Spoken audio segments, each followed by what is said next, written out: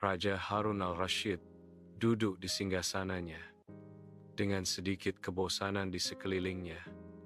Para penjaga diam berdiri tak bergerak. Ruang tahta berkilauan, namun wajah raja tertutupi bayangan ketidakpuasan. Desahan napas keluar dari bibir raja. Keheningan hanya dipecah oleh perintah kerajaannya. Aku bosan, raja itu menyatakan. Suaranya bergema di aula yang luas. Raja menantang, Abu Nawas, buatlah aku tertawa, menuntut tawa dari bayang-bayang. Abu Nawas melangkah ke halaman istana yang cerah, memimpin seekor keledai yang dicat dengan garis-garis zebra yang tebal. Raja tertawa terbahak-bahak. Gelaknya bergema di seluruh halaman. Para penjaga berusaha keras menahan tawa mereka saat melihat hewan yang tidak biasa itu. Abu Nawas, apa ini? Tanya raja. Nyaris tidak bisa menahan geli. Abu Nawas menyeringai. Yang mulia, ini adalah zebra impor dari negeri yang jauh. Di dalam istana, tawa raja memudar, digantikan oleh tatapan ingin tahu ke arah Abu Nawas. Raja bertanya, di mana hikmah dari lelucon ini, Abu Nawas? Abu Nawas replies, hikmahnya adalah, Paduka, janganlah mudah tertipu oleh penampilan luar. Keledai tetaplah keledai, meskipun dicat seperti zebra. Abu Nawas diakhiri dengan senyum licik. Di istana Raja Harun al-Rashid, sang raja duduk murung di singgasananya. Bayangan kesedihan menyelimuti kehadiran kerajaannya. Abu Nawas dipanggil. Perintah raja bergema di seluruh aula besar. Abu Nawas, saya ingin Anda menghitung jumlah bintang. Raja Harun menyatakan. Suaranya syarat dengan harapan. Abu Nawas membungkuk, menerima tugas yang mustahil. Baiklah, Baginda. Saya akan melaksanakan tugas ini. Di bawah cahaya obor yang hangat, Abu Nawas menjelajahi pasar malam yang ramai, lautan wajah, dan stand yang semarak. Dia berhenti. Matanya tertuju pada seekor keledai kurus di stand pedagang hewan. Abu Nawas menyerahkan beberapa koin, menjadi pemilik makhluk yang tampak agak malang itu. Dengan sorot mata yang aneh, dia mengeluarkan jaring kecil. Fokusnya beralih ke lalat yang berdengung di sekelilingnya. Dengan gerakan cepat dan terukur, Abu Nawas mulai menangkap lalat. Satu persatu, para pedagang pasar terdiam keheranan. Wajah mereka campuran antara kebingungan dan geli melihat tingkah laku Abu Nawas yang aneh. Di dalam istana Raja Harun al-Rashid, Abu Nawas berdiri di hadapan raja. Ekspresinya adalah topeng kepercayaan diri dan hormat. Abu Nawas menyatakan, Paduka, saya sudah menghitung bintang-bintang itu. Suaranya bergema di aula yang besar. Jumlahnya sama persis dengan jumlah bulu keledai ini, dikalikan jumlah lalat yang ada di istana Paduka. Dia menyatakan dengan penuh semangat. Raja memandang Abu Nawas dengan skeptis, bertanya, bagaimana kau bisa yakin? Abu Nawas membalas dengan percaya diri. Jika Paduka tidak percaya, silakan Paduka hitung sendiri bulu keledai dan lalat-lalat itu. Saya yakin hasilnya akan sama. Abu Nawas menyimpulkan kilatan geli di matanya. Di bawah terik matahari, Abu Nawas terselubung kain kumuh dan debu, mewujudkan keputusasaan di sudut jalan yang ramai. Pasar yang kacau berputar di sekelilingnya, hiruk-pikuk para pedagang yang berteriak dan pembeli yang menawar. Wajah-wajah kabur berlalu, tak peduli dengan permohonan diam yang terukir di wajah lelah Abu Nawas. Tangannya yang kasar menggenggam mangkuk reot, simbol dari harapannya yang putus asa. Mangkuk itu tetap kosong, mencerminkan kekosongan di hatinya. Seiring berjalannya hari, Debu setan menari di sekelilingnya, mengejek penderitaannya dalam panas terik. Di pasar yang ramai, seorang pedagang kaya berhenti di depan Abu Nawas. Pakaian mewahnya sangat kontras dengan sekelilingnya. Abu Nawas menengah, suaranya serak saat dia memohon, "Tuan, kasihanilah saya. Saya sedang mengumpulkan uang untuk membeli surga." Pedagang itu mencemu, wajahnya berubah jijik. "Membeli surga? Dasar bodoh, surga itu gratis." Suasana hening yang tegang menyelimuti saat Abu Nawas dan pedagang saling bertatapan. Kerumunan penonton menyaksikan dengan napas tertahan. Di bawah terik matahari tengah hari, Abu Nawas memasang seringai licik di pasar yang ramai. Abu Nawas dengan licik matanya mengusulkan, "Kalau begitu Tuan, berikan saja semua uang Tuan kepada saya." Abu Nawas melanjutkan, suaranya meneteskan sarkasme. "Toh, Tuan tidak membutuhkannya untuk membeli surga." Pedagang itu, wajahnya dipenuhi amarah, meludah ke tanah dengan jijik. Pedagang itu tiba-tiba membalikkan badan, meninggalkan percakapan tanpa mengucapkan sepatah kata pun. Abu Nawas, sendirian di pasar yang ramai, tertawa pada dirinya sendiri, senang dengan tipu dayanya. Di ruang tahta, Raja Harun al-Rashid duduk di singgasananya. Ekspresi bosan terpahat di wajahnya. Para penjaga berdiri seperti patung di sekelilingnya. Kehadiran mereka menambah suasana khidmat. Suara raja memecah keheningan, memanggil Abu Nawas dengan wibawa kerajaan. "Abu Nawas," perintah Raja Harun al-Rashid, "aku ingin kau membuatkan aku lelucon paling lucu yang akan membuatku tertawa terbahak-bahak. Tapi ingat, lelucon itu tidak boleh menyinggung siapapun dan harus benar-benar orisinal." Abu Nawas menegakkan tubuh, sedikit geli dalam tatapannya saat ia bersiap menghadapi tantangan. "Siap, Paduka. Saya akan berusaha sebaik mungkin," jawab Abu Nawas. Nada bicaranya memadukan rasa hormat dan percaya diri yang jenaka. Abu Nawas berdiri di hadapan Raja Harun al-Rashid. Seekor siput sederhana dipegang dengan hati-hati di tangannya. Dengan hati-hati, Abu Nawas meletakkan siput di atas meja raja. Gerakannya yang lambat sangat kontras dengan lingkungan yang mewah. Raja Harun al-Rashid mengerutkan kening karena bingung. Pandangannya tertuju pada makhluk sederhana di hadapannya. "Apa ini, Abu Nawas?" Abu Nawas tertawa licik, siap mengungkap leluconnya. "Tuanku, inilah lelucon yang paling lucu. Lihatlah siput ini. Ia membawa rumahnya kemanapun ia pergi. Ia tidak perlu membayar sewa, tidak perlu khawatir tentang tagihan listrik, dan selalu memiliki tempat untuk beristirahat." Abu Nawas, Raja Harun al-Rashid menatap siput itu dengan bingung. Keheningan memenuhi ruang kerja. Beberapa menit berlalu, ekspresi bingung masih terpancar di wajah raja. Tiba-tiba, Raja Harun al-Rashid tertawa terbahak-bahak, memegangi perutnya karena geli. "Abu Nawas, kau memang cerdik. Leluconmu ini benar-benar orisinal dan sangat lucu," seru raja di antara tawanya. Abu Nawas tersenyum puas. "Hamba hanya berusaha menghibur tuanku," katanya rendah hati. Pasar Baghdad yang ramai berdenyut dengan kehidupan. Sebuah kaleidoskop warna dan aroma eksotis. Pedagang menjajakan barang dagangan mereka.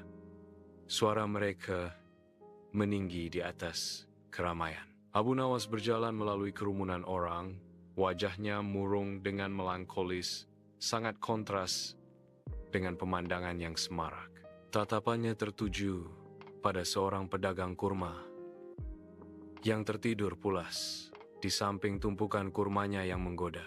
Perenungan hening menyelimuti Abu Nawas saat dia mengamati pedagang yang sedang tidur di tengah kekacauan yang ramai. Abu Nawas, dengan sorot nakal di matanya, diam-diam mendekati setumpuk kurma yang menjulang tinggi. Dia dengan hati-hati memetik beberapa kurma. Gerakannya tepat saat dia mengincar pedagang yang tidak curiga dan sedang tidur. Dengan ketangkasan, Abu Nawas memasang kurma dengan piawai di janggut pedagang, menciptakan tontonan yang lucu. Abu Nawas berteriak. Suaranya dipenuhi dengan rasa hormat palsu. "Wahai saudagar, lihat, janggutmu telah menumbuhkan kurma. Ini pasti berkah dari langit." Pedagang itu bergerak. Matanya membelalak kaget keheranan saat dia merasakan beban aneh di wajahnya. Di tengah pasar yang ramai, seorang pedagang kurma muncul. Janggutnya dipenuhi kurma. Dia memegangi janggutnya yang penuh kurma sambil berteriak, "Lihat, janggutku berbuah. Aku orang paling beruntung di Baghdad." Tawa meledak saat kerumunan berkumpul, terhibur oleh pemandangan lucu dari pedagang dan janggutnya yang berbuah. Di tengah keriuhan, seorang anak kecil menunjuk dengan jari menuduh, berseru, "Itu dia." Dia menempelkan kurma di janggut pedagang. Tawa orang banyak membahana. Ekspresi terkejut pedagang kurma tertangkap di tengah pasar yang ramai. Di istana megah, Baginda Raja Harun al-Rashid, sang raja duduk di singgasananya.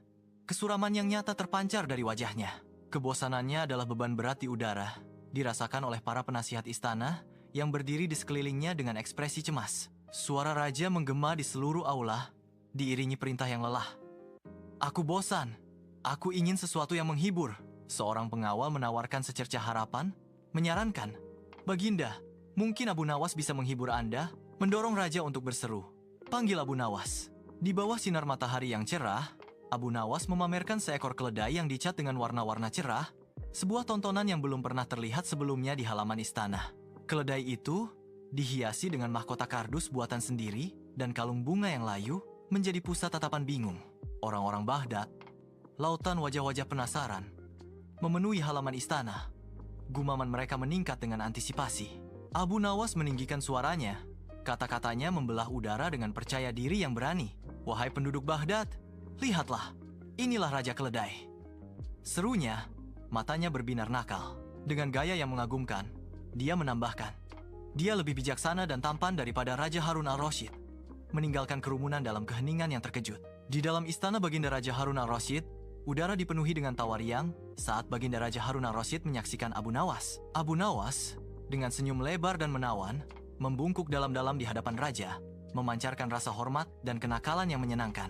Baginda Raja Harun al-Rashid exclaims with delight, "Abu Nawas, kau memang benar-benar unik dan lucu. Aku belum pernah melihat hal seperti ini sebelumnya." Suara raja yang menggelegar bergema di aula, menjanjikan hadiah besar. "Sebagai hadiah, aku akan membebaskanmu dari semua pajak selama setahun." Ekspresi bijaksana melintas di wajah Abu Nawas saat ia merenungkan kesuksesannya. Abu Nawas, merenung. Ternyata, menjadi lucu itu tidak selalu sulit. Yang penting, kita harus berani berpikir di luar kotak. Pasar Baghdad ramai dengan kehidupan. Hiruk-pikuk tawar-menawar memenuhi udara. Abu Nawas, dengan jubah usang dan sandal jepit, berjalan melalui pasar yang ramai. Kerumunan orang menatap dengan geli bingung saat dia berjalan-jalan. Dia berhenti di depan warung penjual kurma. Pedagang itu memancarkan kekayaan dan kesombongan. Di bawah terik matahari, Abu Nawas mendekati lapak penjual kurma. Matanya berbinar nakal. Dia melangkah dengan percaya diri menuju tumpukan kurma, sebuah tantangan yang menyenangkan dalam langkahnya. "Hai, penjual kurma. Aku ingin membeli kurmamu, tapi aku tidak punya uang," Abu Nawas menyatakan. Suaranya berdering dengan berani. "Dasar gembel! Kalau tidak punya uang, jangan harap bisa mencicipi kurmaku." Penjual itu membalas, wajahnya memerah karena kesal.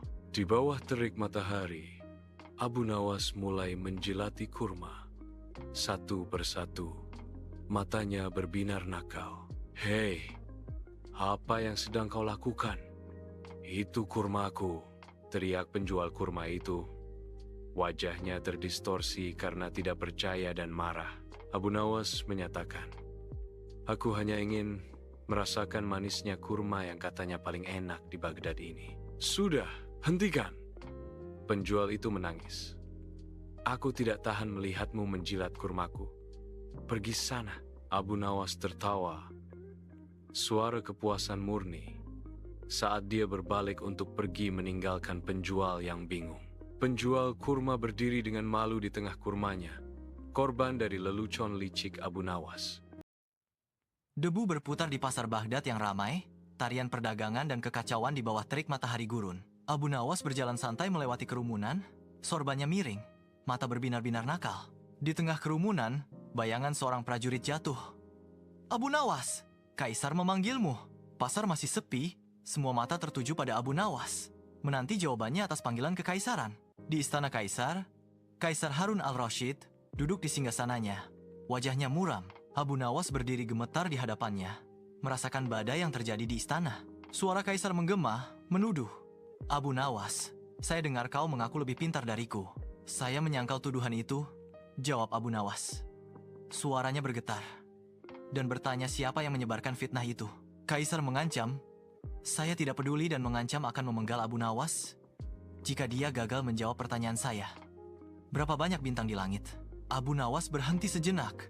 Senyum licik perlahan menyebar di wajahnya saat dia mempersiapkan jawaban cerdasnya di istana Kaisar yang megah. "Paduka, jumlah bintang di langit sama dengan jumlah bulu di ekor keledai Paduka," Abu Nawas menyatakan dengan kilatan nakal. Kaisar mengangkat alis, tertarik. "Bagaimana Abu Nawas bisa tahu?" tanyanya, menantang klaim berani Abu Nawas. "Jika Paduka tidak percaya, silakan hitung sendiri." Abu Nawas balas, matanya berkedip saat tawa meledak di seluruh istana. Di aula besar istana Raja Harun al-Rashid, sang raja duduk dengan berat di singgasananya, dibayangi oleh suasana hati yang murung. Abu Nawas dipanggil. Kehadirannya memecah keheningan berat di pengadilan. Raja Harun al-Rashid berkata, suaranya diwarnai dengan kegelisahan. "Abu Nawas, tadi malam saya bermimpi semua gigi saya tanggal." Raja mencari makna. Apa artinya ini? Tatapannya menembus Abu Nawas.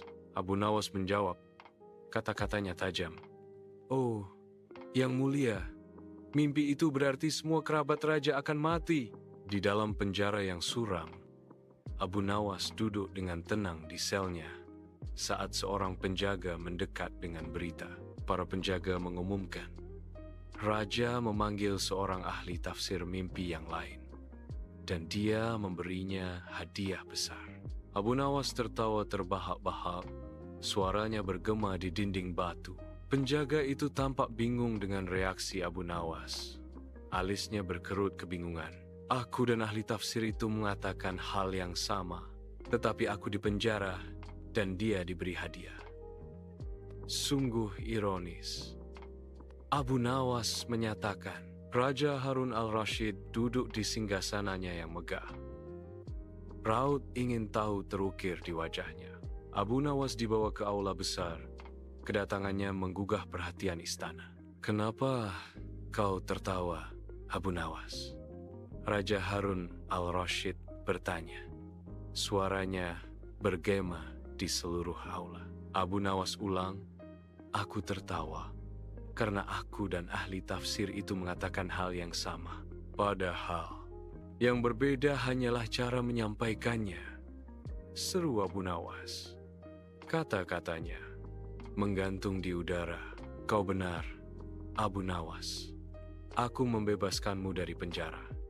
Raja Harun al-Rashid menyatakan. Penghakimannya bergema dengan otoritas.